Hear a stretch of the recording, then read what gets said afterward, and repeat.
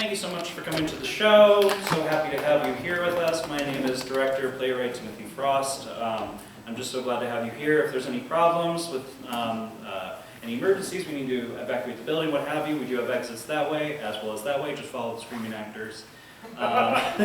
Please notate there are several different trigger warnings throughout the show dealing with self-journeying, suicide, self-abuse, or house abuse, those sort of things, just to make sure that you're aware that these are topics that we do tackle throughout the show, but do know that it's all tackled in such a way that is handled appropriately versus distinctly in your face.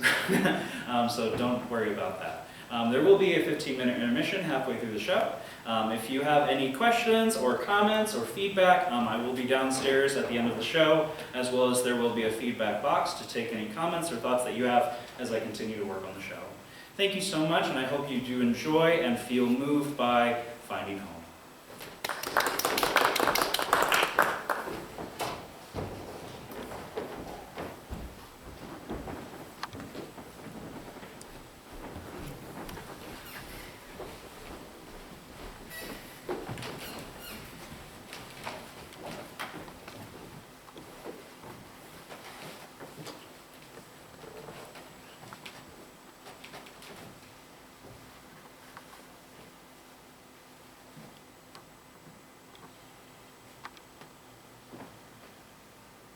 What are you doing here?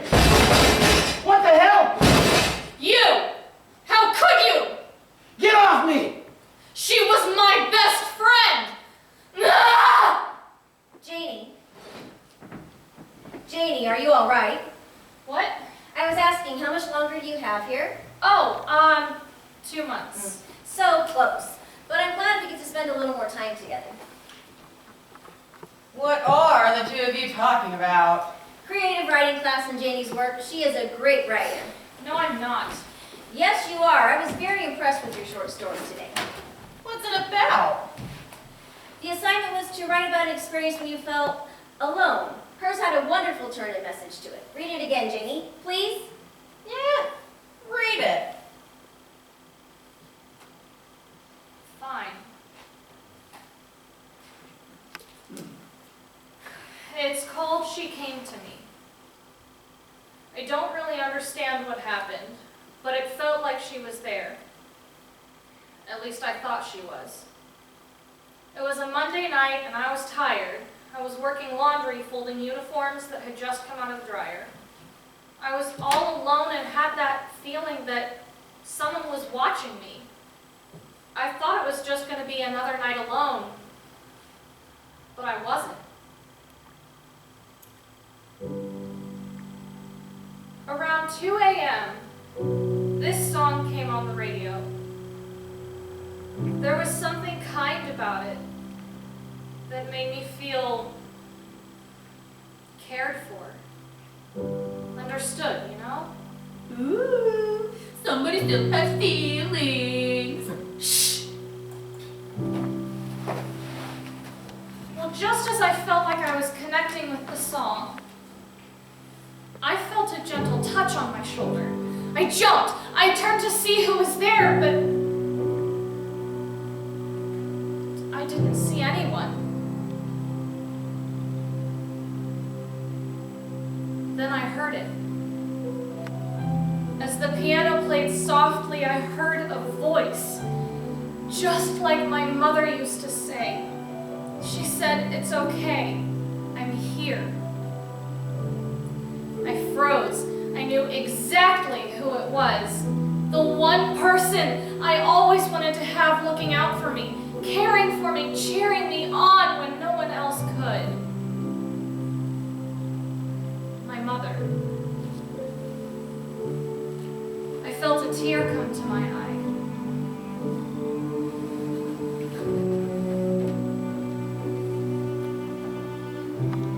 I thought you had gone. She said never. Nicely done, Janie. I felt like I heard her too. I am so proud of you and how far you've come. I hope you keep up with this. You have a real talent for writing. Well, have a good night, ladies.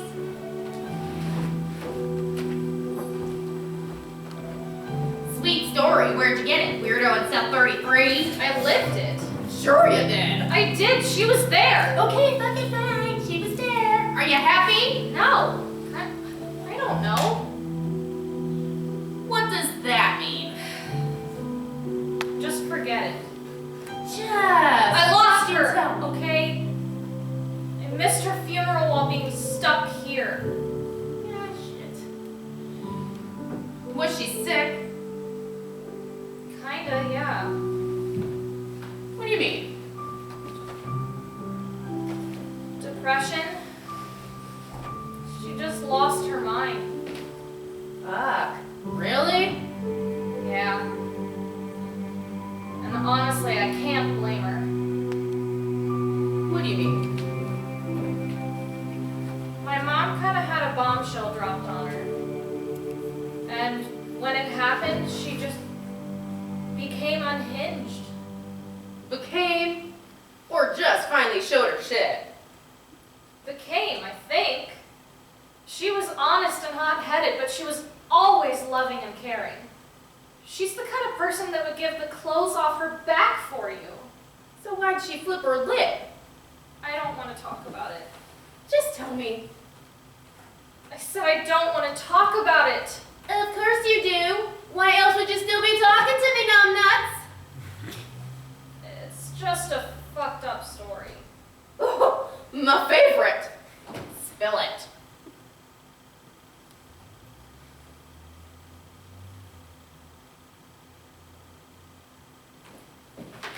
The first thing you gotta know is that my dad is a good person.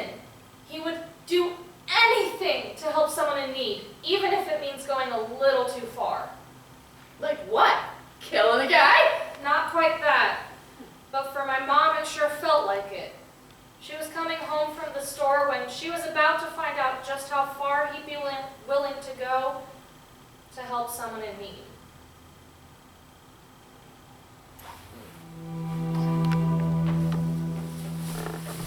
Hey, John, I'm home. You know, I was talking to my mom on the way home, and she made a really good point. She said if we wanted to get to the campground before the meteor shower starts, then we should probably leave before 6 o'clock. You know how the traffic can get. John, did you hear me? Why is it so dark in here? Ah!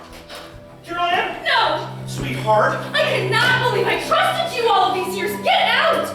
you gotta let me explain. What is there to explain? You're cheating on me! It's not what you think. What do you call it when I walk in and find you having sex with somebody playing Go Fish? Who is she? Carol, Who is she? if you just... Who is she? It's Sarah! My sister? Yes. Okay? And that's supposed to make it better. Please just let me explain. What is there to explain? You just admitted to sleeping with my sister. She needed me to, Or what? or else. Or else what? Or else Bill is gonna kill her. What? He's been beating her, sweetheart. He's been getting drunk and beating the shit out of her, and it's... No, I didn't know. I'm so sorry. It's true, Carolyn. I am so sorry, but it was the only way. What do you mean the only way? I asked John to get me pregnant so that Bill would stop hurting me, so that he might change. How the fuck is this supposed to make him change? Listen, Carolyn, when John came over a few weeks ago to pick up the crock pot, he found me. I was laying on the kitchen floor, bruised and bleeding, and he helped clean me up, and he showed me what a good husband and father really looks like, always taking care of the family, and I thought that maybe if we had a baby, Bill would want to take care of us too. Sarah, this is insane. You just need to leave him. He's a good man. Carolyn, he's just a little lost, and I deserved it. I mean, You don't deserve any of this. yes, I do. I owe him so much. I want to give him a baby. Then why Why did you have to sleep with my husband? Bill is sterile. He just won't accept it. That's why I asked John when he found me. It was the only way. Alright, listen. I thought about this for a couple of weeks. And this way, Bill would think it's his and he'd stop hurting her. This is insane! I promise I wasn't cheating on you, okay? I couldn't just stand by. Why didn't either one of you call the police? Why didn't you tell me? Sarah!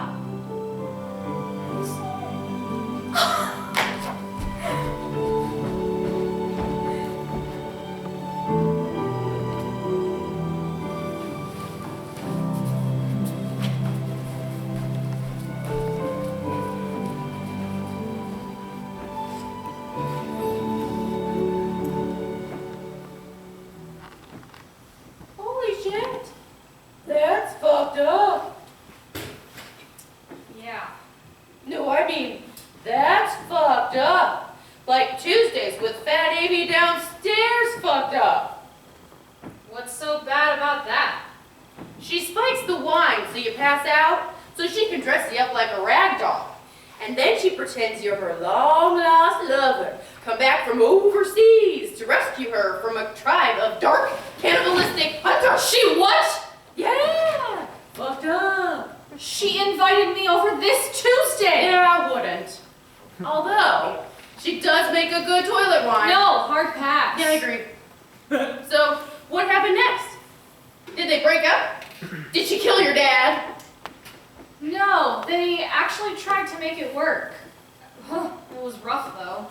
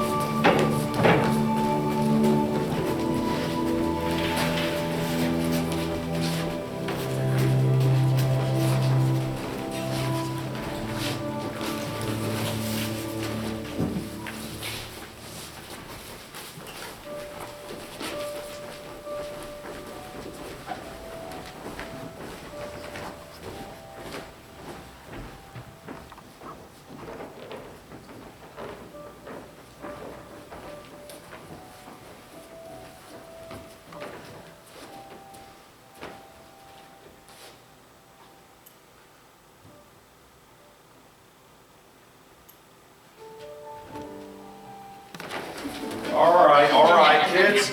Stay in this playground. Okay, Mr. Stewart. The last one of the monkey bars are rotten egg. Thank you, Mommy. Oh, you're nice. Castles and paint. In a moment, when I finish setting up the picnic with your father. Okay. Okay, ooh, I'll be the wizard. Jeannie, you be the princess, and Gerald, you be the prince. The handsome prince! The booger prince. I'm rubber, you're glue.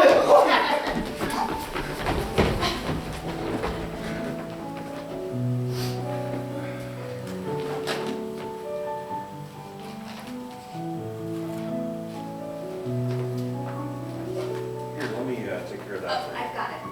Thanks.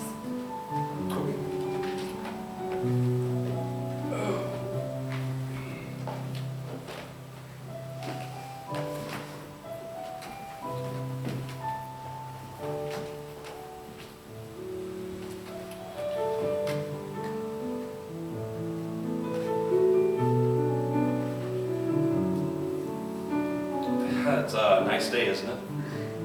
Yep, Always love those fall colors. me too. Hey, you know, when we got our engagement photos taken, it was that winter day where the steam was coming off the water. The pictures turned out beautiful, but we almost turned into icicles. Yeah. And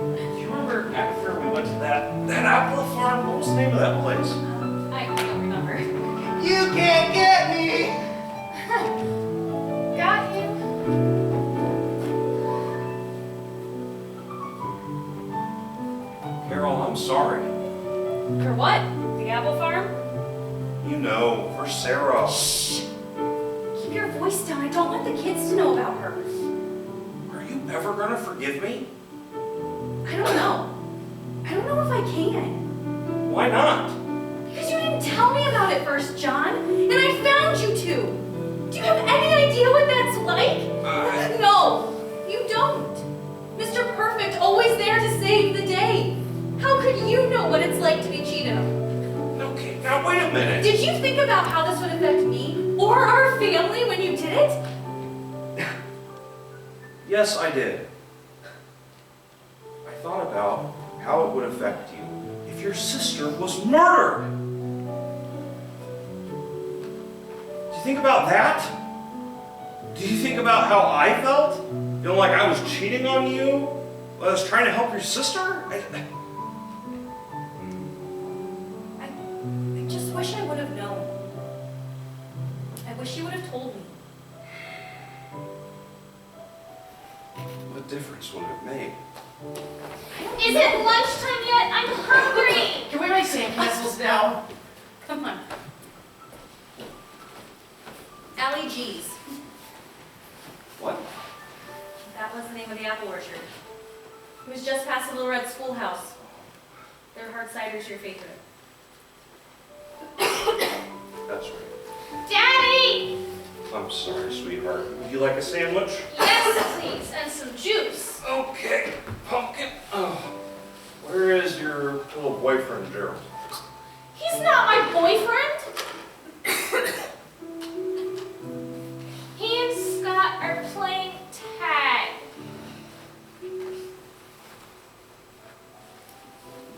You want to make the castle and I'll make the moat? What's a moat? The moat is the pond around the castle that keeps everybody inside safe. Yeah, make that. Okay. I love sandcastles. Me too. You know, I'm going to go down to the river and get us some water. I'll be back shortly. Okay.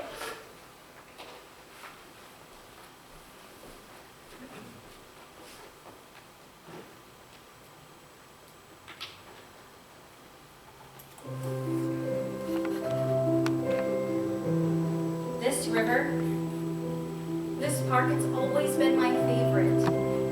You know that one special place that you go to feel completely whole and safe at? I think we all have a place like that, don't we? It was in this park that I got my first kiss. Oh, not my first real kiss, but like the first actual kiss. The one that turns your body upside down and sends butterflies into every part of your soul. It was on one of my first dates with John. We were high school sweethearts. We had met in math class. And I did that thing where all girls do where you practically chuck your pencil somewhere near him so that he'll pick it up and give it back to you. We've all done that, right? No wonder men think we can't do anything for ourselves. We're always breaking shit or dropping things to get their attention. Anyway, we had just gone on our first date. And he was kind enough to walk me home by way of the park. There was a chill in the air, so he gave me his jacket. Oh, it smelled like him and I never wanted to take it off. Little did he know that I was going to steal that jacket, his hoodie, and many other things because that's the things that girlfriends do. We got to this spot actually. And I turned to him to tell him I had such a great time and he did too. I told him how I loved how the water looked like dark angel hair blowing in the breeze. He told me he had something for me to close my eyes. And I gave him one of those looks. He said, "Do you trust me?" He knew I loved Aladdin and he used that line on me all the time. Of course I did. So I closed my eyes and waited. And nothing happened. And just as I was about to open my eyes to see what the hell was happening, it happened. He kissed me. And fireworks, I mean like screw the sparks, fireworks. I could feel it all in my soul. In that moment, I felt so safe and so loved. And I knew that nothing would ever come between us.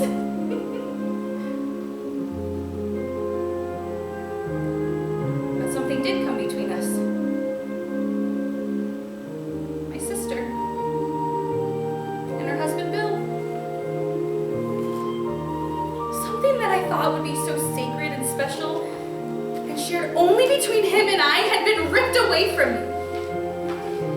And like, what's even worse is I get it. He did what he was trying to do to save her. And I shouldn't be mad at him for it. If anything, I should be mad at Bill for hurting my sister so bad that he would put her through that. He could have said no, right?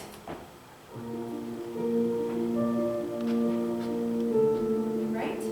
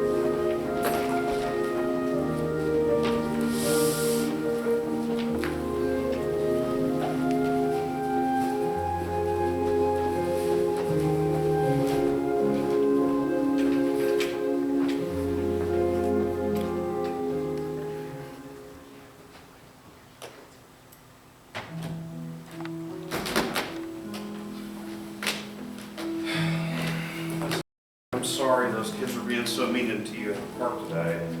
I hate this. I hate losing my hearing. Why does it have to happen to me? Look, I know it isn't fair, but maybe some good will come out. Like what? Well, maybe someday there will be someone who needs help, and only you will be able to understand and help them. Just give it some time. Anything can happen. All right, guys, lights out. Aw, bedtime story. Yeah! Story! Story! Story! Are we a little too old for bedtime stories? Well, maybe you are, you old fart. Yeah, old stinky fart. I am not. All right, hold on, buddy. I know, buddy. Hold on. Now, Paul, you're not an old fart. And never too old for a good story. Oh, let's hear the one about the princess. No, the one about the handsome knight who saves the prince from the scary dragon. How about the one about the boogeyman? No! There's no such thing as the boogeyman. Say, you guys ever heard about the raindrop wizard? Who? Well, see, a long time ago, there was a person who was known as the raindrop wizard. You see, he would walk the streets of the city whenever it would rain. No one ever saw where he came from or where he went. He just vanished. Was he a monster? Well, no, he was not. He was different. You see, he had a special magical power. He could look in every single drop of rain that fell from the sky and see all the hopes and dreams of everyone living on Earth. Wow. Yeah. Well, he never spoke a word, though, and no one really understood why he was there. I think I was the first to find out. You met him? I did. Where? Okay. It was when I was first seeing your mother. We were both in high school. I'd taken her to see a movie. I walked her home, and then on my own way home, I was walking along.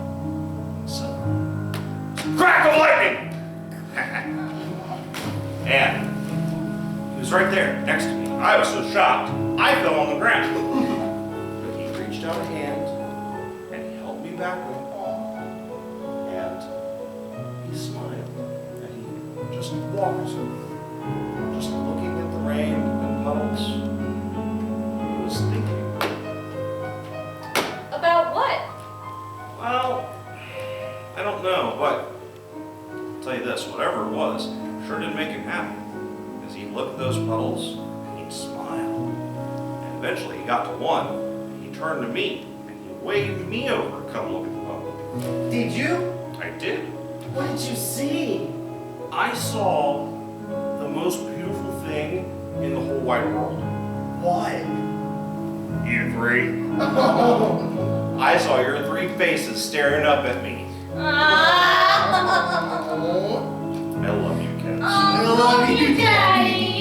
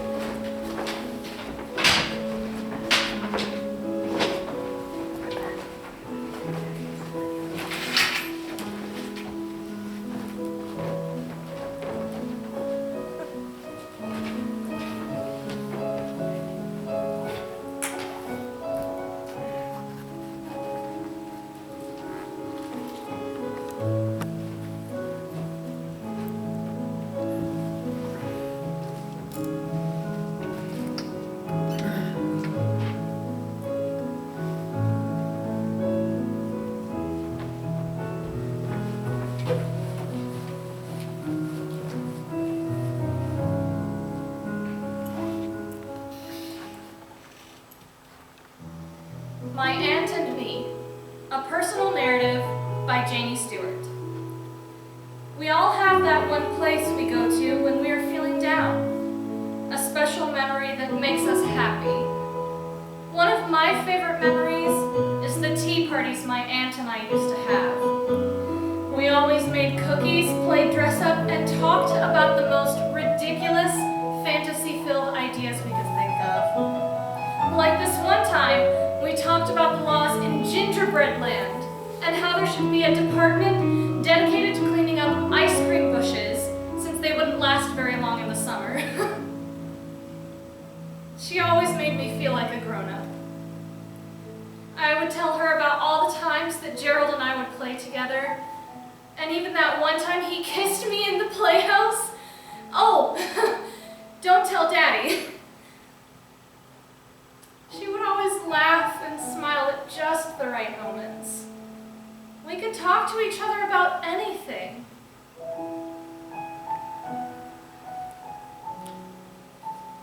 Or at least I thought we could.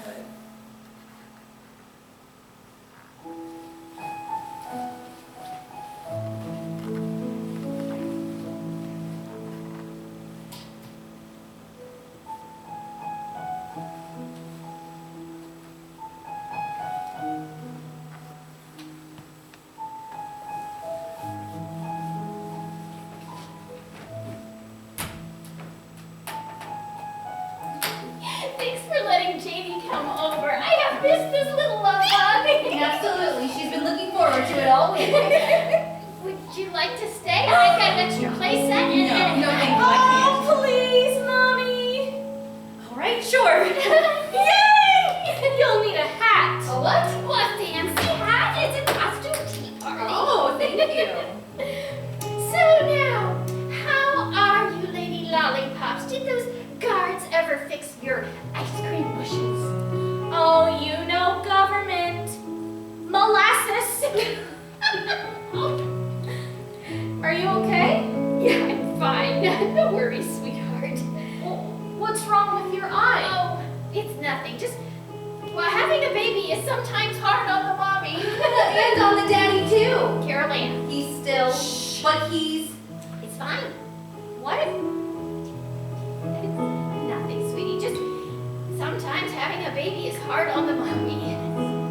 Ah, is the baby being bad? Do you need to spank it? No, the baby is fine. Sarah, after all that we've been through in front of her, then I can't do this. Mommy, where are you going? I just remembered I have a few errands to run. I'll see you both later.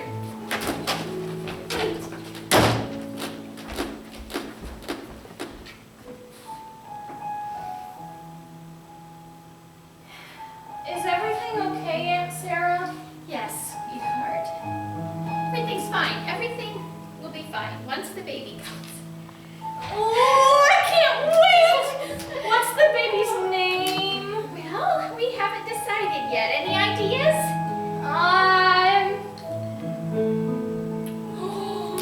How about Molly? I love that idea! Molly! Oh, I can't wait to play with her. Well, it'll be a few years before she's ready to play.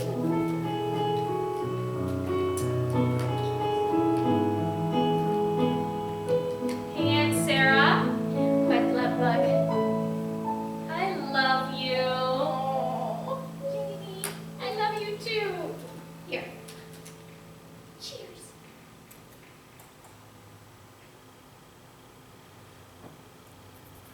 Little did I know, that would be our last tea party together.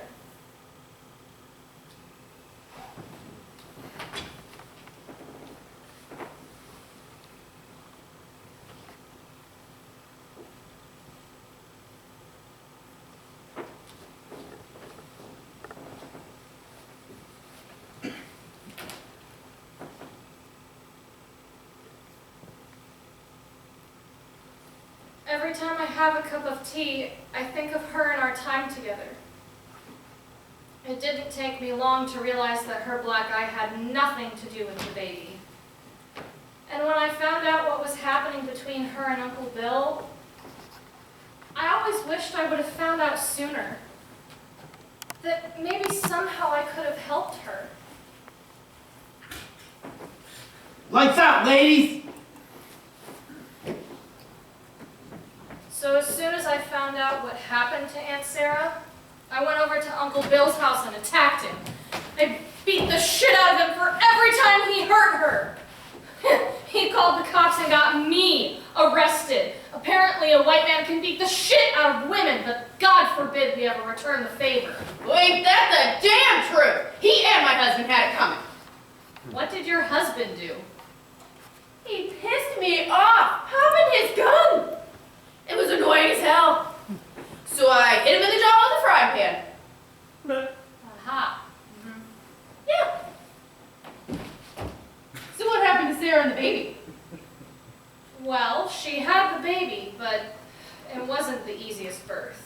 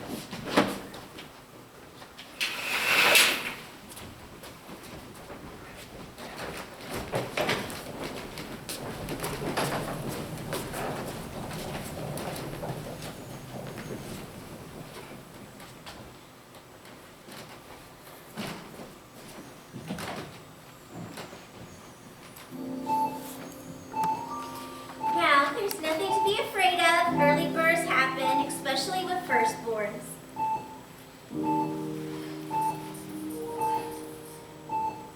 Your blood pressure looks good for now, and we'll make sure you're taken care of. Is there anyone I can call for you? Your husband? No, please don't call him. All right, sweetie. Is there anyone else we can call for you? Other family, a parent, or a sibling? No. Okay, well, if you need anything, just press the call button, okay, sweetie?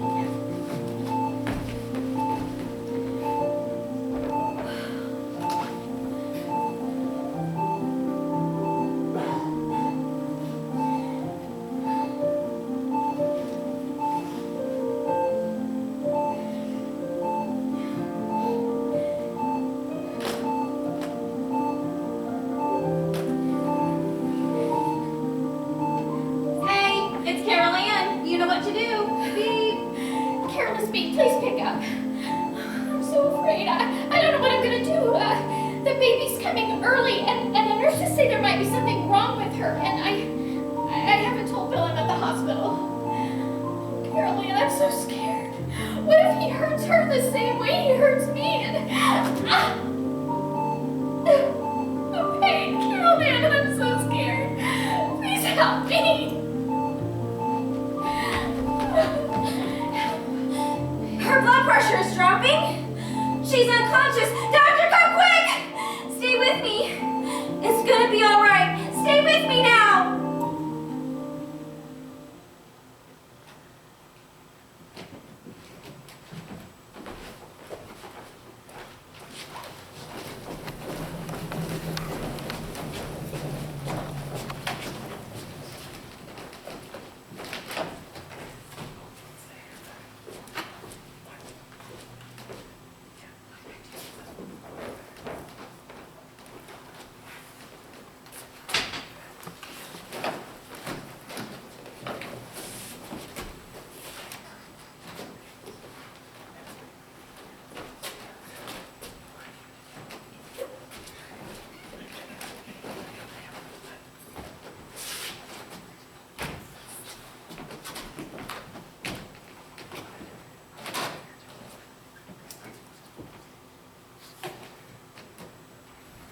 Mom and Dad ran out of the house that night. We didn't know where they were going. All I remember is that Mom listened to her phone, grabbed her keys, and ran out the door, and Dad followed behind her. A couple minutes later, Grandma and Grandpa came in and said it was time for bed. Things were never the same after that night. Mom was stressed all the time, and Dad was just trying to keep us all together. I can only imagine what was going through Dad's mind. Same here.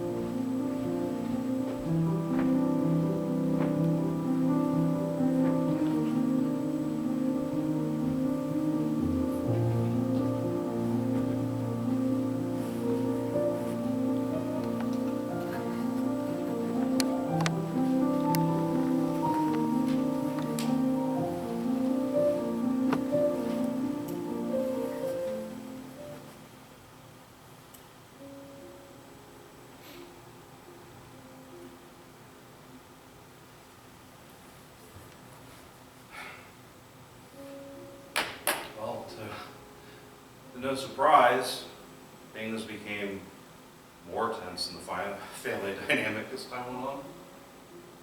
Oh, Carol Ann is growing more and more distant with me.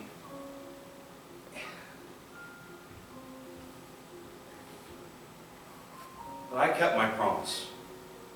And I never gave her a reason to question me. It has been hard.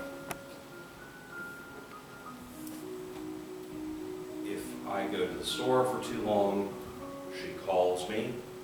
If I'm out too late with friends, she texts them asking if I'm there. It's like It's like I'm a child again. I even felt angry. I mean, she wasn't there. She didn't see how bloody and broken Sarah was. I couldn't just stand by and do nothing. And you know what pisses me off the most?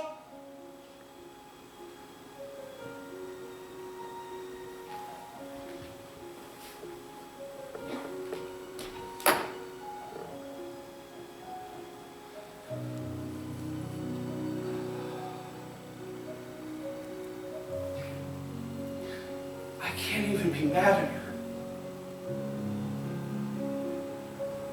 Oh, she has every right to feel the way she does after what I did, and if I were her, I'd probably feel the same way.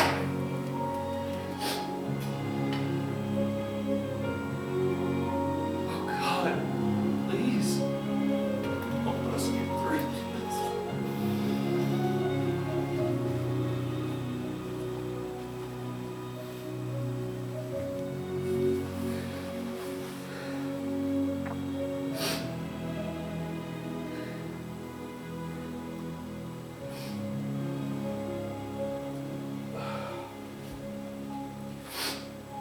Yeah, Sarah had a baby girl, Molly. Oh, she's beautiful and healthy, and her eyes are bright with curiosity, and her smile lights up a room. But it wasn't long before the old Bill came around again. Oh, sure, he was a little better during the pregnancy, but after the birth, he started drinking more and went out of control. I mean, Sarah had no choice but to take her baby and run for their lives. Hello. Yes, I need to get a ticket, please. It doesn't matter where, just the very next bus out of here. On rare occasion, we'll get a letter, same words. We're fine. You know, no names listed, no address to be seen. Sarah, it's me, Caroline. Please pick up.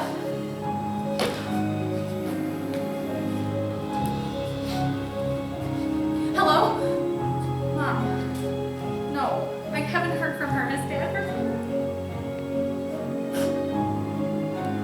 Who could she be?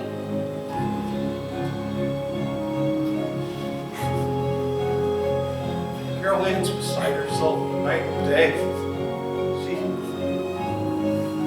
She's upset she didn't answer the phone when Sarah called, and she says things like, maybe if I paid more attention, I could have done something. But you know, what breaks my heart the most is when little Janie comes up to me and she asks, when will I be able to see my favorite aunt again? Oh, she does it with those little honey brown eyes I adore, and I just... Oh, I hope we find her before Bill does.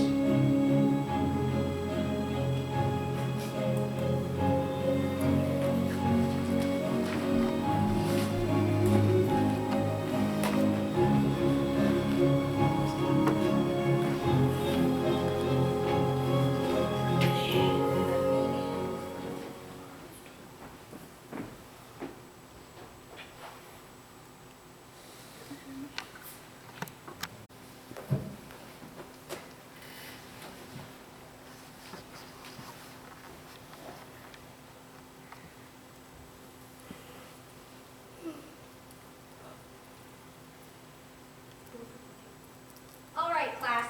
Today is the day we present our research papers on social skills and coping methods. Who would like to go first? Anyone? Janie, thank you.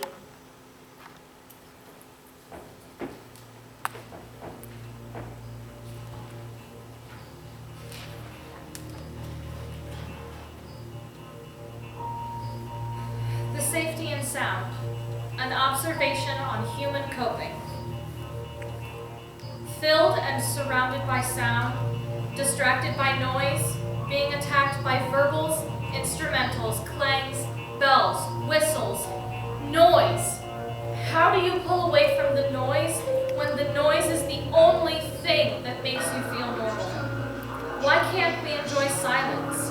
What is it about the absence of sound that makes us lose our ever-growing, ever-cherished, always working minds? All the times that we walk anywhere or drive to any place, we are surrounded by sound. If we go into a grocery store, we put in our headphones and turn on music. Why? What distraction does it provide, and why do we need it 24/7? Many of us can't even sleep at night without some kind of noise, because we're bothered and afraid of what we might hear. But it's not because of what we hear in the dark or the chaos of the world, but what we tell ourselves, our ever-loving minds. I thought I was the same. Plenty of people thought that with me being locked up, I must be messed up in the head or snapped. That's not it. I didn't need music to distract myself from depressive thoughts. I needed it to get away from what was happening around me, especially as a kid.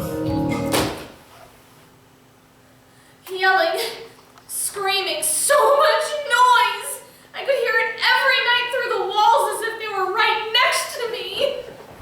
Aren't we past this yet? I don't know, John. Are we ready to be a family again? When did we stop being a family? You know what you did! Oh my God, it was to help her! Can't you get that through your head? And what good did it do? It's like she's gone off to God knows where. It's like she's dead anyways. How was I supposed to know? She was gonna run off! If I had just picked up the phone, if I had answered her call, then maybe I could have helped her. Sweetheart, you can't think that way. It's just... Maybe if I was a better wife... Oh, here I am! Come, no!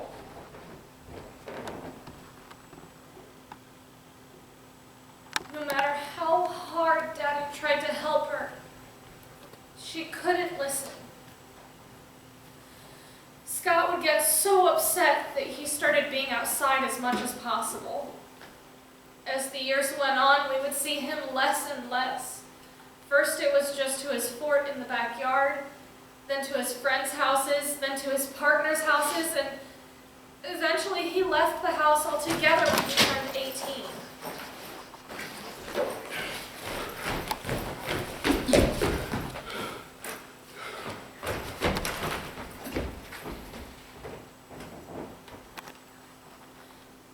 With Scott gone and Paul being Paul, I always felt like I was in the middle of it, having to make Mom feel better, but feeling like it wasn't Daddy's fault. And I felt awful.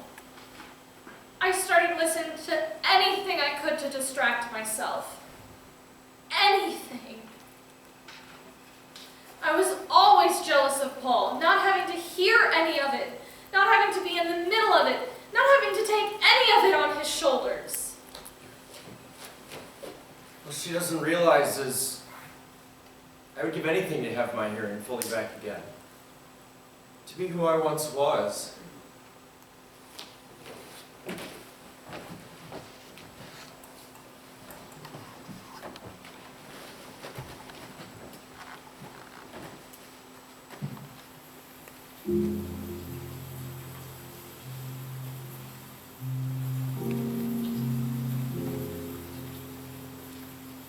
Hepatitis media, little ear infection.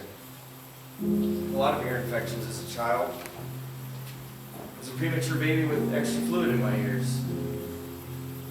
We didn't think it was going to be a big deal, but around age 5 I started having trouble with my hearing.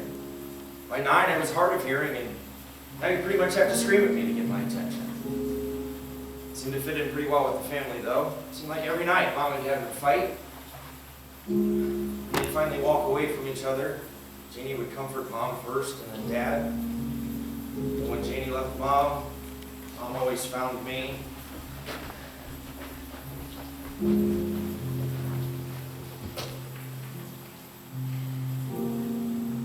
cry to me about everything going on, and that's how I found out something terrible had happened to Aunt Sarah, and that Dad had cheated on Mom.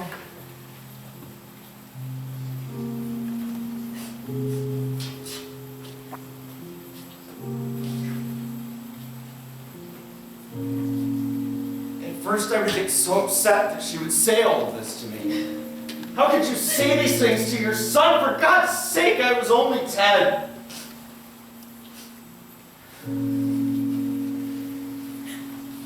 But the more I listened, I started to realize that Mom was so hurt and scared that she became a child again. She had no idea what to do. So I did what any 10-year-old would do for someone who's hurting.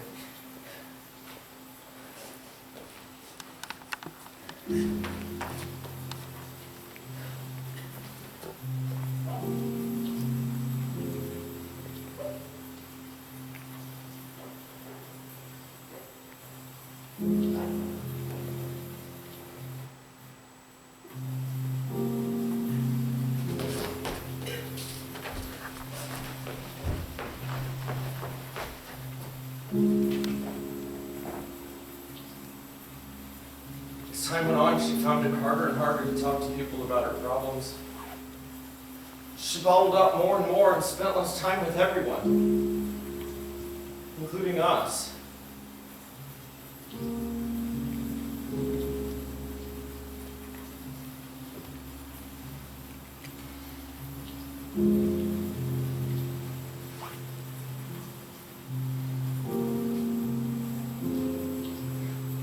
Welcome to my favorite place. Everyone's always in such a hurry on their way to what they call home. Home. Home is where the heart is. That's what the Disney stories always tell us. Fucking mouse. Other real homes are places like bars where we drown our sorrow in a source that's always ready at hand, but seems to take more than it gives. I've had to learn that the hard way. I think we all have.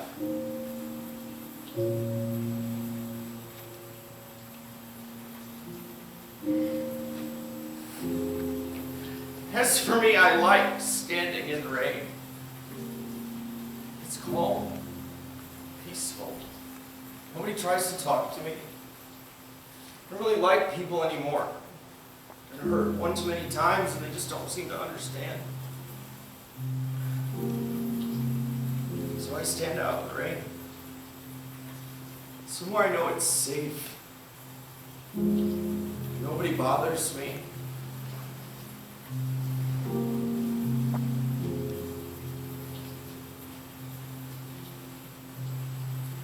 I wonder if this is how the raindrop wizard from Dad's old stories felt. Sick and tired of people's arrogance and wanting to be alone.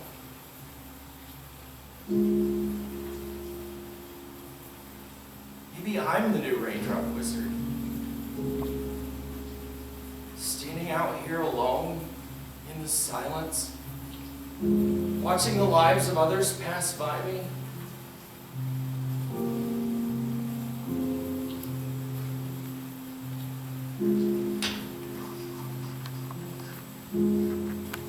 But you know what?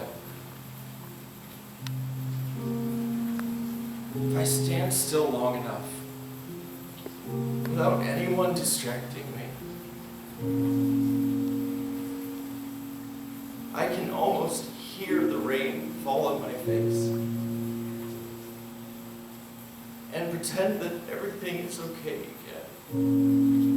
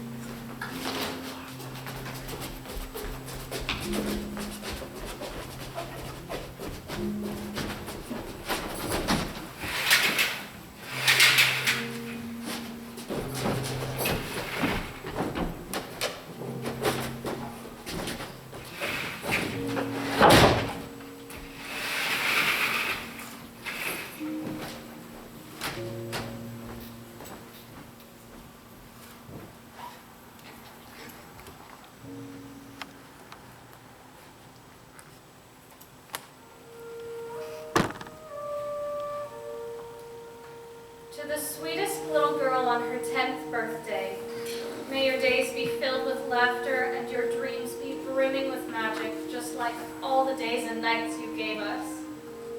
Always hold your head up high and shine like the bright star you are. Mom and Dad love you very much.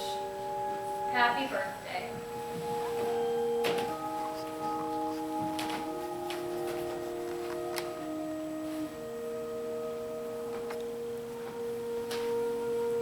This is one of the few things I was able to save from the house fire. Fire?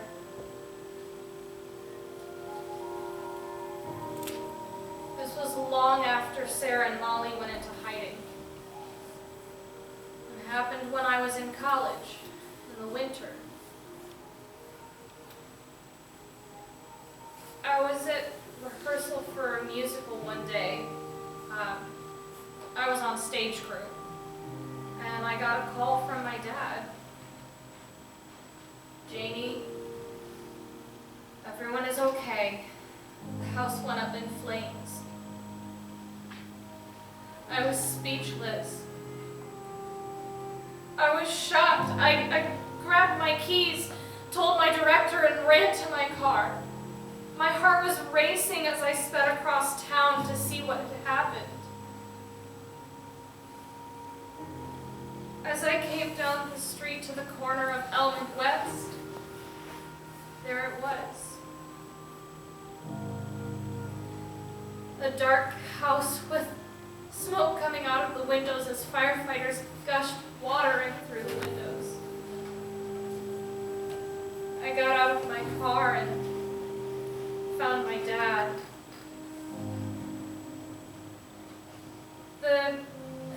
The medics and police officers were trying to make sure that we were all okay, but we were all speechless. All that we knew was that our home was destroyed, all of our memories burned, all of our belongings gone. We were homeless. You know, I was homeless once too. Why is that? Well, I threatened to choke my mom's ex. He deserved it though. What did he do? He threatened to call the cops on me for snorting crack. Fucking orc. Do you hear how bad you sound right now? Yeah. Or is it just me? I hear it. I didn't say I didn't belong here. Ah, good. So what happened next? Well, after speaking with the officials and making a plan to go to the store with Dad, I went back to my car. Oh, all my dad was concerned with was not having clean underwear for bed that night. After I got back to my car, though, I saw that 2 hours had passed. I cried and screamed, why couldn't time stop for this? How could the entire world go on when all that I knew of home was gone?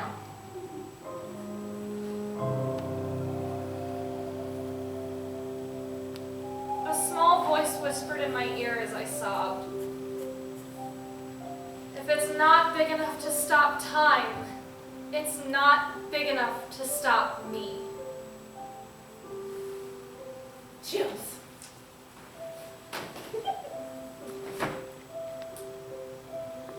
As the weeks passed on, we were told to go back into the house to salvage anything we could. It was eerie. The burnt dust and smog just hung in the air. We were advised to bring a friend or a family member with you in case you fell through a floorboard or something. My boyfriend Gerald came with me. In my room, the bed was here, the piano was over there, and the desk was right here. I had come into the room by myself at first.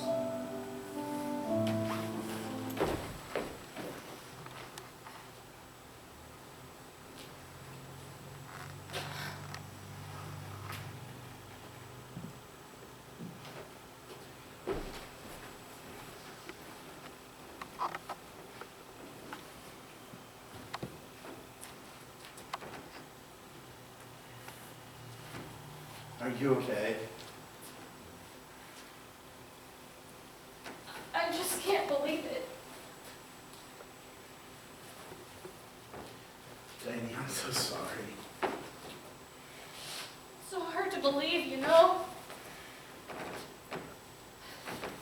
Well, there go my books. I'm sure we can get you new ones. Oh, I loved that Mickey Mouse case. I'll check Amazon tonight. Oh my God, this sweater was so cute at Christmas.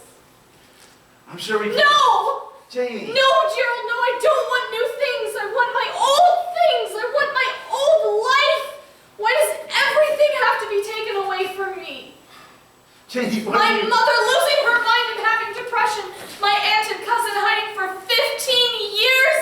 My brother running off with his boyfriend and now my house too. Why do I have to lose everything? Why can't just one fucking thing stay in my life?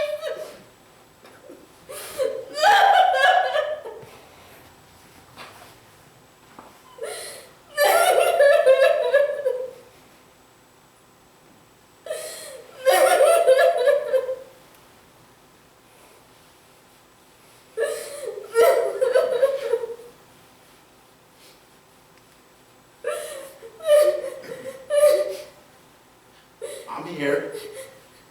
I've always been here.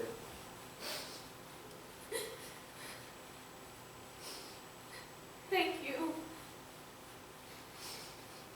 Anytime. Come on. We're gonna get through this.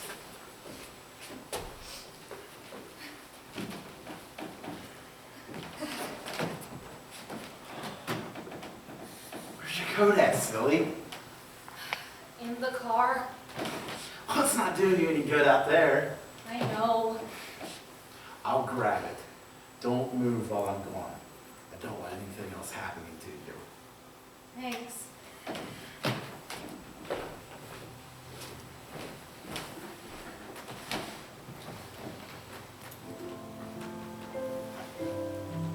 As time went on, we were able to find some old books, some trinkets, and some cards I had put away for safekeeping. I'm glad I did, because now they're all I have left of the old house. That is some good memories. It sounds like. So, tell me more about this Gerald guy. What do you mean? Well, you know, height, weight, shoe size. He's off limits.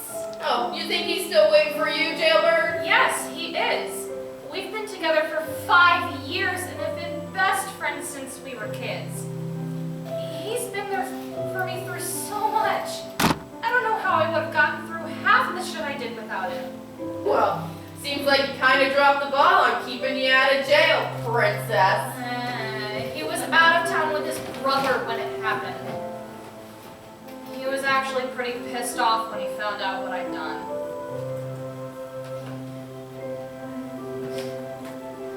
So you think he's still waiting for you? Because I can be that rebound hoe. Yes, he is.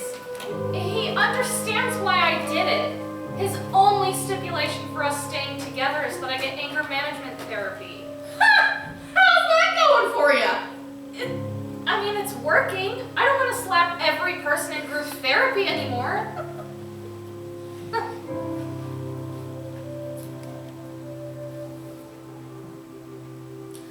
Oh, now this was a day. What? Scott's wedding program. That's your gay brother, right? Right. What happened? Well, it all started in Scott's dressing room when he was having a nervous breakdown.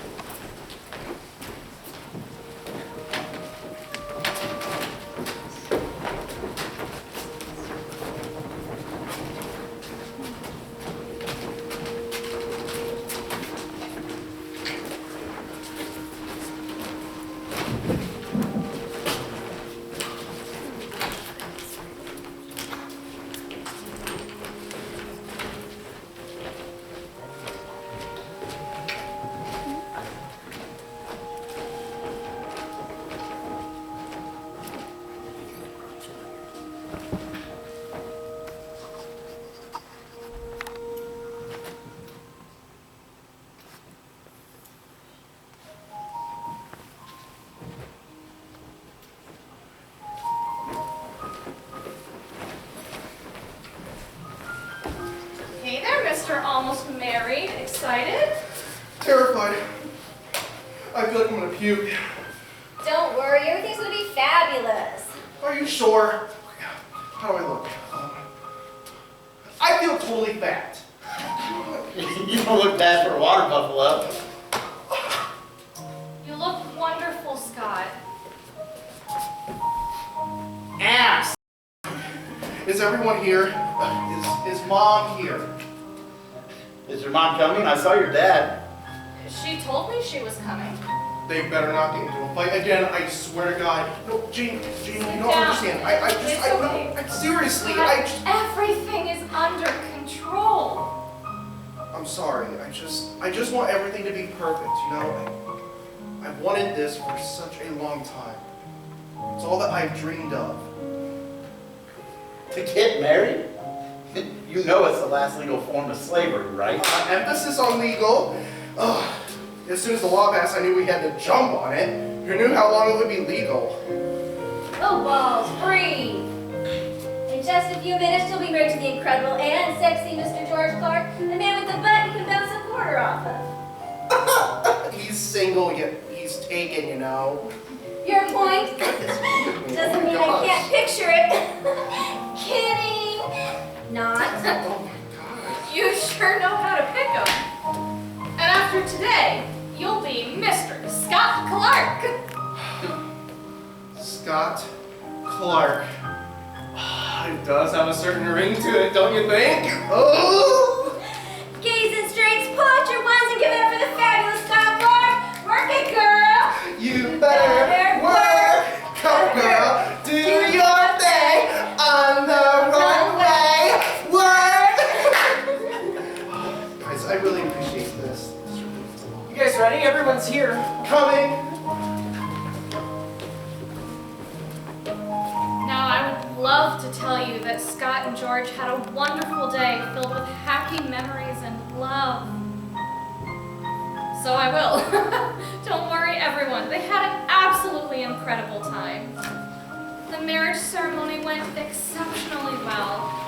No one stood up at the, if anyone has any reason these two shouldn't be married part, which living here in a red state is saying something. After the ceremony, we went and took pictures by the pond side, and then we got in line to enter the courtyard where the reception was being held. Their colors were champagne gold and sage green, which were perfect for the season. The only problem we had was when Mom saw Dad dancing with one of our cousins.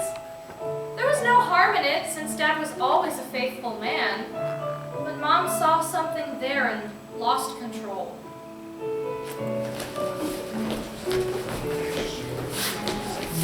Mom, what are you doing? I can't take it anymore. Your father's cheating on me. Dad would never. Yes, he is. He's done it before. And look, he's doing it again. You need to calm down. No, I can't. I can't. I can't. You can't control yourself for Scott and George's sake. You need to leave. What is going on here? Jeannie! Don't worry, Scott. Just go back to your wedding. Your brothers have already enough.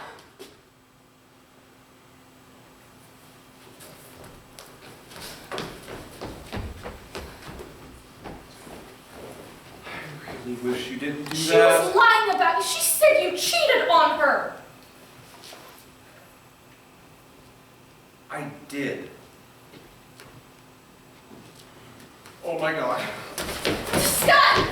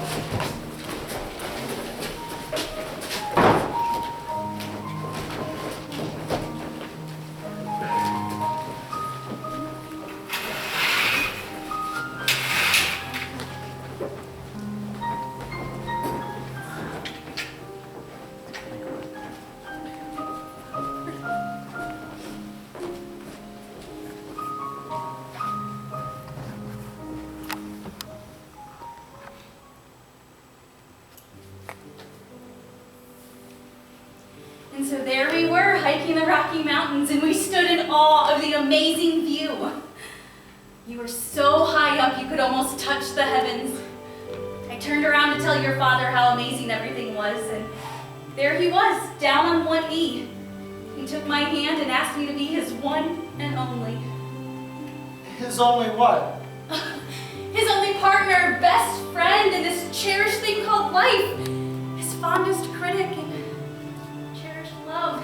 His one and only. It's that got me through everything, all the trips we've been on, all the ups and downs. That's sweet. Being his one and only gave me the courage to do the things I didn't think I could because I knew I wasn't doing it alone. But ever since this thing with your Aunt Sarah, I don't feel the same way. And I don't know who I am, Paul. I have to figure out who I am. I need to figure out who I am without you or Father. How will you do that? I don't know.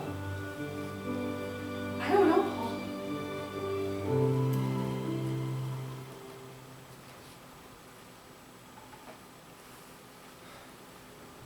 So many times that night I tried to tell her she wasn't starting over alone and weak, that everything she had faced had pushed her to be a stronger woman. But she wouldn't listen. Actually, it's like she couldn't listen. Like her depression had made her more deaf than I am.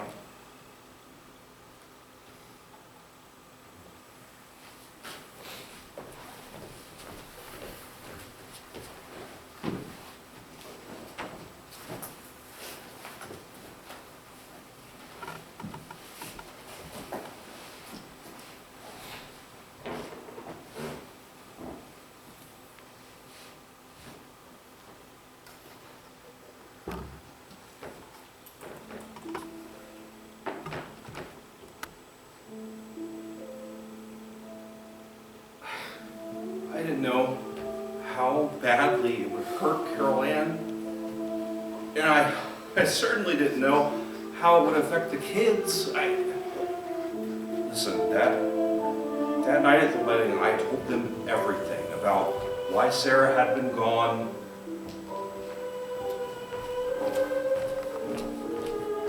Janie still speaks to me, thankfully, although just behind bars at the moment. She heard what happened and she went after Bill and got tried with assault, so hopefully she'll be out soon with good behavior. Scott and George haven't spoken to me since the wedding, and I doubt they ever will after what I did. Paul, thank God for Paul. I know he keeps to himself mostly, but I don't blame him.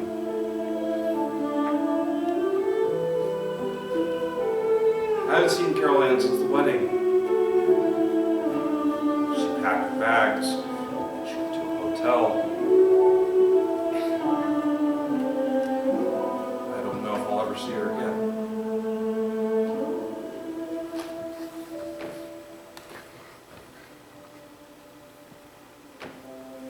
And I will be waiting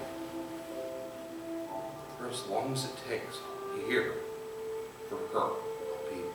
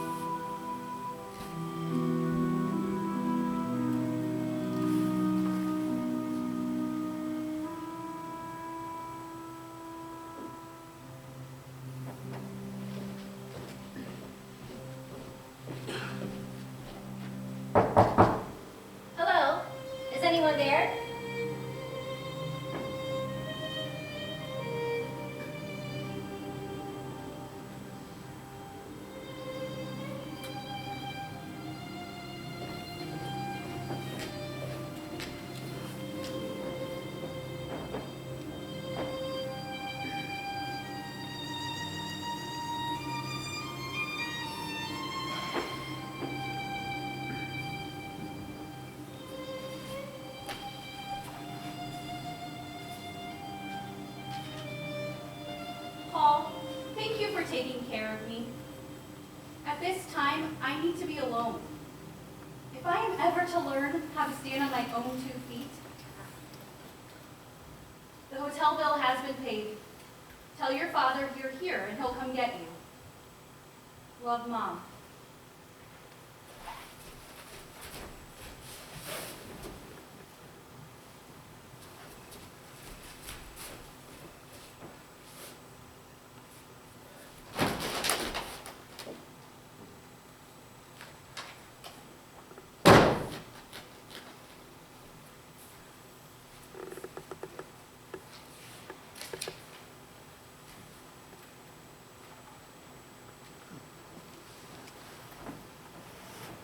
Last night was the last time I saw my mother. She took her bags and went out into the world to look for herself. Sometimes she'd call, talk for a few minutes here and there. Occasionally she'd answer a text message, but she never wanted to come back. She just kept saying she was trying to find herself. As time went on, I came to realize that no matter how many therapists she said she talked to, she never understood that the woman she was looking for was a woman who never found out her husband had cheated.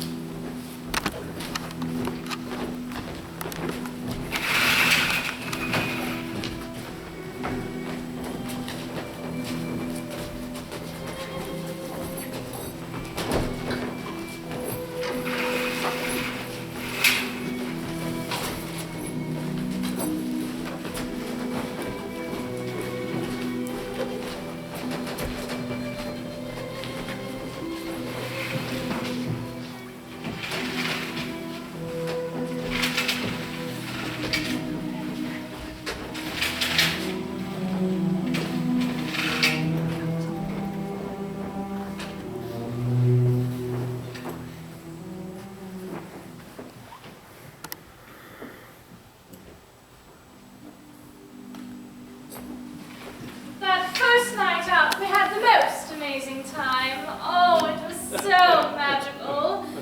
I stepped out onto the landing where the palm trees swayed and the willow trees danced in the light breeze.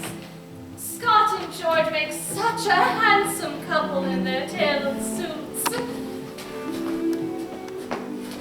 Gerald and I laughed as we drank champagne by the pond's edge. He never looked more handsome than that night in his midnight blue tuxedo. And I was so surprised I was so warm and comfortable in my floor-length scarlet gown. I bought this gown several years ago with my mother. Oh, darling, you look marvelous, just marvelous, darling. Thank you, Mama.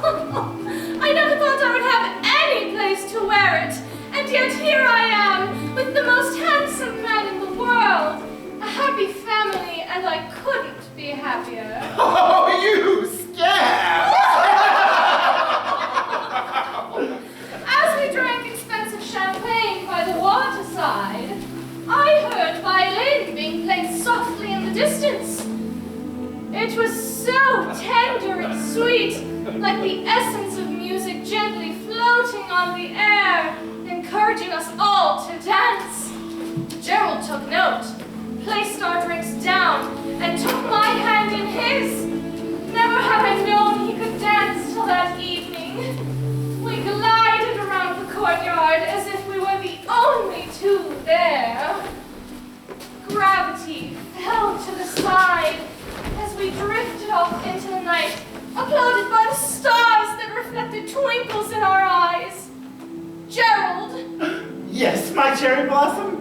may I speak freely? But of course, my turtle dove. Gerald, I am quite fond of you. And I of you, my dear. Are you though? Madly and truly? So madly, so that if you wished it, I would climb to the highest heavens and pluck the brightest star for you to wear upon your perky bosom. Oh, if only this moment could last 1,000 lifetimes. It can, my dear, it can! And I shall hold you in my arms. Gerald, Yes, my turtle dove? promise me one thing, my knight in shining armor. I promise. Hey, Cinderella! Shut the fuck up! Some people are trying to sleep, and they don't want to listen to any more of that romantic crap. Hey! If I have to listen to you fucking snoring all night, you can stand a few more seconds of romance. Just wrap it up, for God's sake! Ah, fine. I promise that we shall live happily ever after, long beyond after the stars have breathed their last breath, and we will still be there, happy together, forever. Until tomorrow, my love. Good night. I shall count the seconds.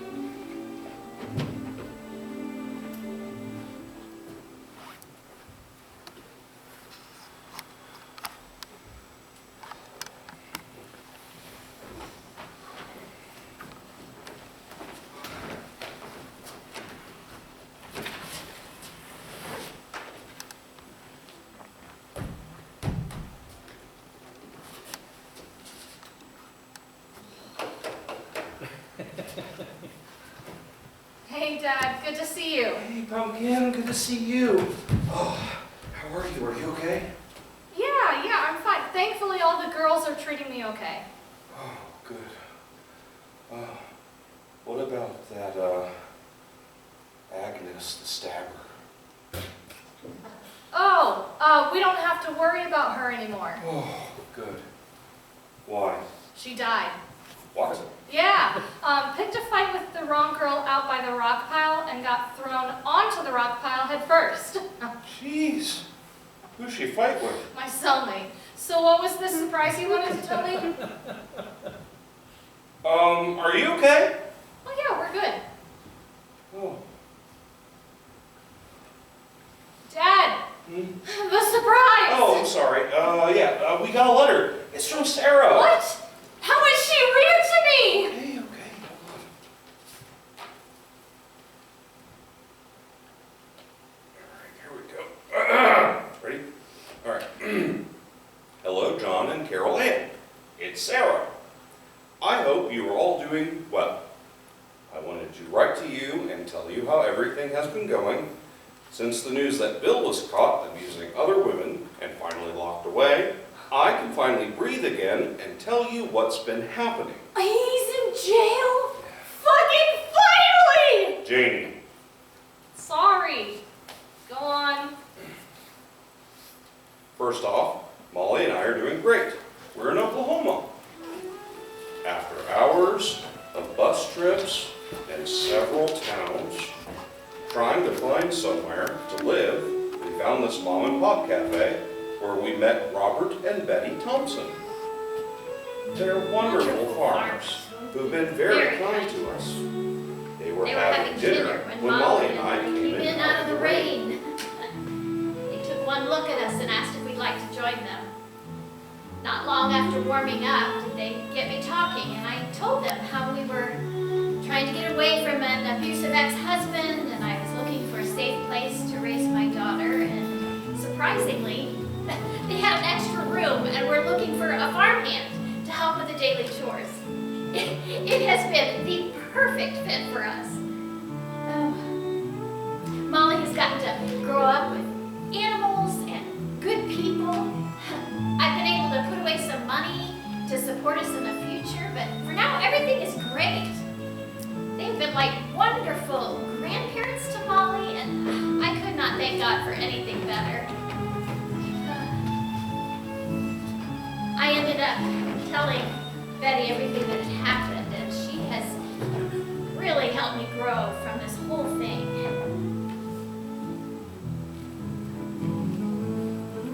At this point, I need to ask your forgiveness. John, what I asked of you was so far out of line. I don't know how you could ever forgive me. And Carol Ann, even more so. I can only hope and pray that you will forgive me someday. And I need you guys to know that without Molly, I don't know if I'd still be alive. Seeing the fear in her eyes around Bill gave me the strength I needed to finally leave him.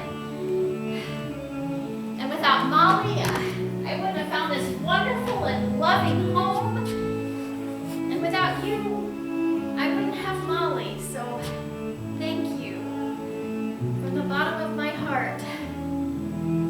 I really hope you guys can come and visit us on the farm and we can all be together again. Tell the kids I said hi and give them hugs from me. Love always, Sarah.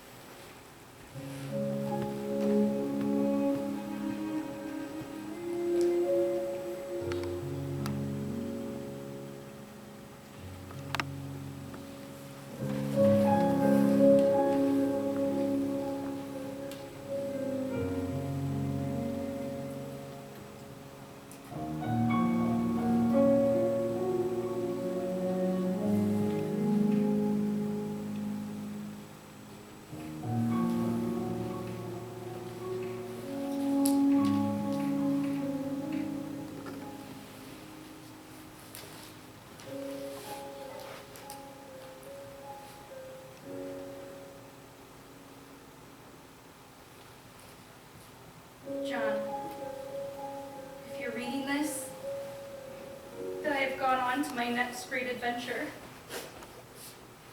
I find that autumn is a nice time to move from one journey to another, don't you? It's like the closing of one story and the colorful beginning to another.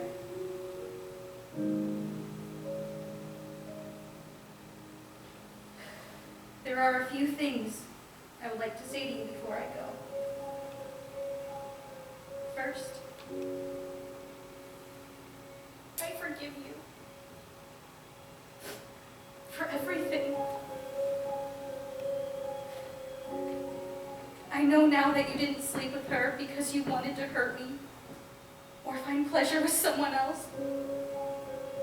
But you were trying to save her life. And without you, we would have lost both her and Molly. And I don't know what I would have done if I lost her.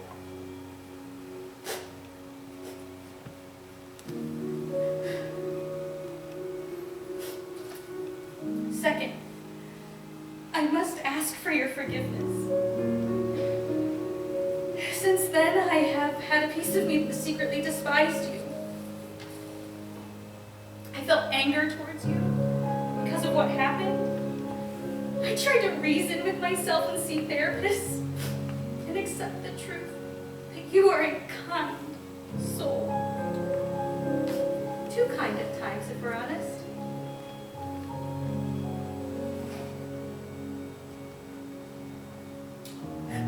I spent so much time feeling angry and lost that I fear we've missed so much because of it.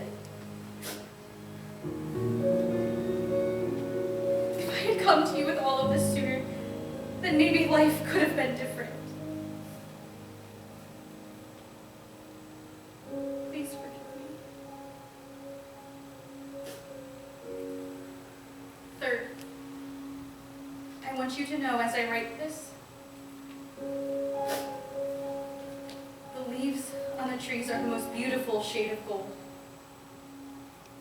Do you remember the Corey Riverside where we used to take our children? Those days are the most precious memories I've ever had. Each time we went to the park as a family, I was able to put all the pain aside and just be in the moment. And just be together. For that, and all the times you made us feel whole, thank you.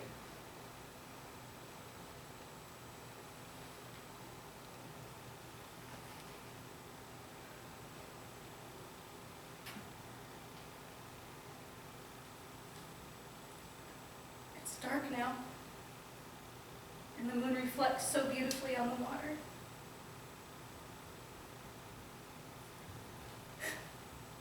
This really is the only place that ever felt like home. And it's the only place that ever will. Goodbye, John. I love you.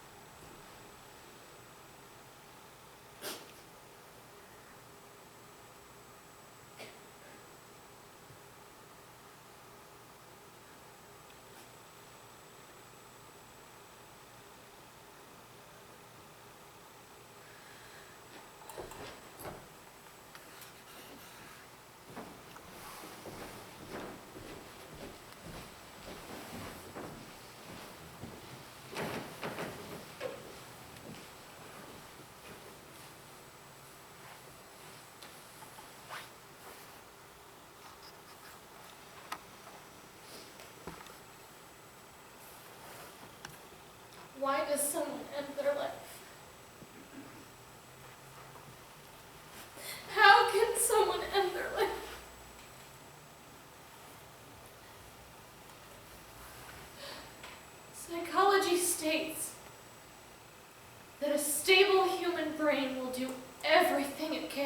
survive.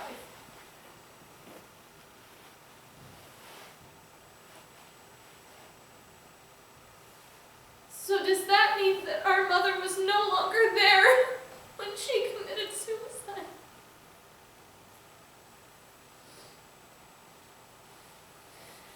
The only thing that we can assume is that she fought for so long to get back up on her feet that she lost herself in the process. I lost her while I was in prison with only 2 months left. I was a wreck when they told me I couldn't go to the funeral. And I was even more of a wreck when they told me how she died.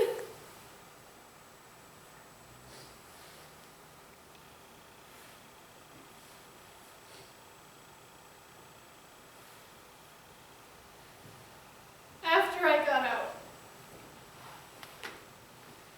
my first stop was to the Quarry Riverside to see where she died. It was raining, and I saw a familiar face.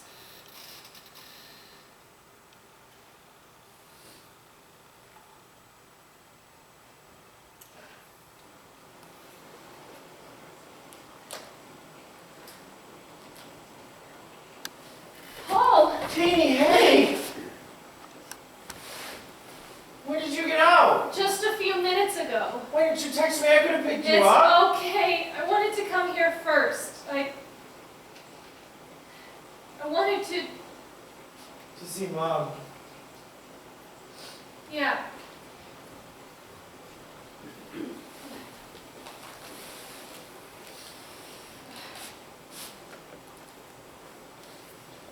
I can't believe it, Believe what? that she killed herself. She was such a strong woman. For who? What? Who was she strong for? For everyone. No, she wasn't. What do you mean? She was strong for the people around her, for the family. She wasn't strong for herself. But she fought for her marriage and for what she deserved. No, she fought for what she had. Family, truth, innocence. Things that were supposed to be a given. Things she didn't know how to fight for. But if she fought for those things, why didn't she win? She had nobody to fight with. Only herself. She fought with the demons in her mind, and she lost.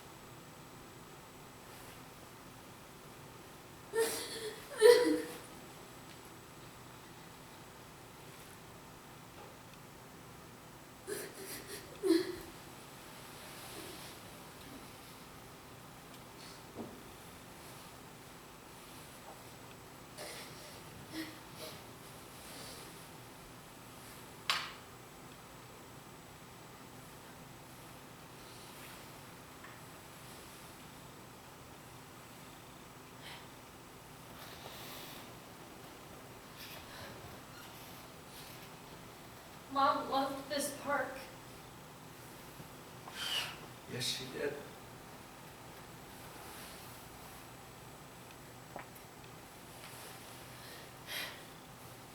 Do you remember when she would push us on the swings? Yeah. And the sandcastles?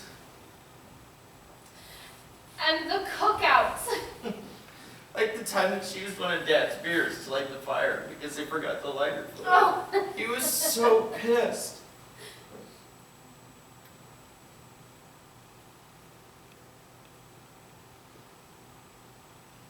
Hey, Paul, Yeah. is our family ever going to be okay?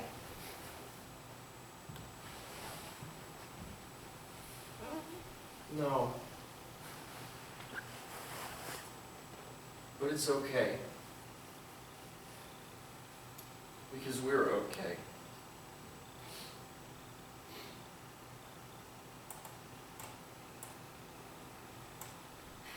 Thankfully, he was right.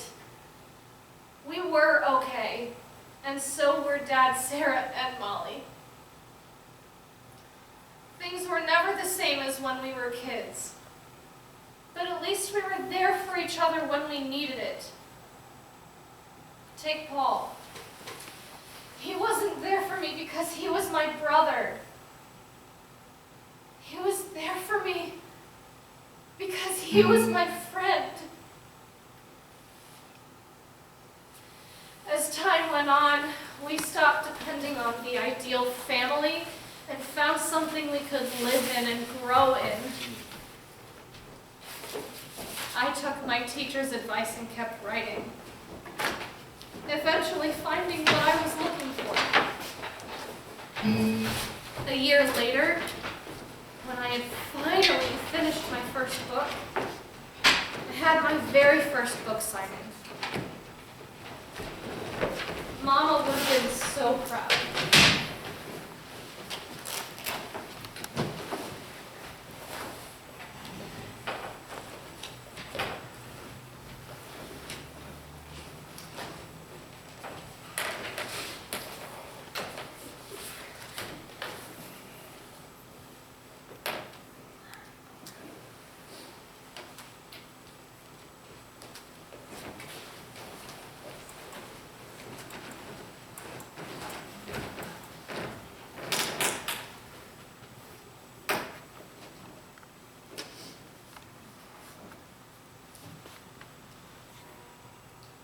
I want to thank you all for coming to my very first book signing.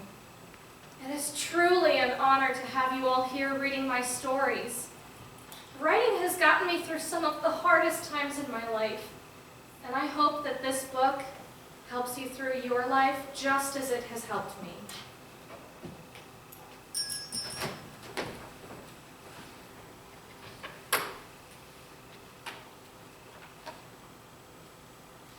For my last selection, I would like to read a poem that I wrote about my family, dedicated to our mother.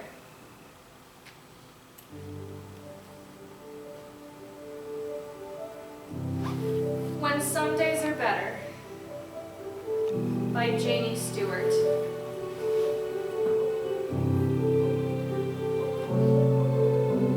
When some days are better, we all understand that the pain in our hearts can come and go at any time again. That pain isn't caused by those who are evil inside, but by deeds done out of fear not meant to divide. When some days are better, the family seems whole. We laugh and talk and forget how the years took their toll. At night we take turns glancing at the empty chair. Our mother drank coffee, told jokes, and laughed while seated there. But long are those days, so far from now. We all ask why, and wish they were still here somehow. So when some days are better, and the sun shines a little more bright, I pray that it stays so we don't fall back into the darkness of night. Thank you.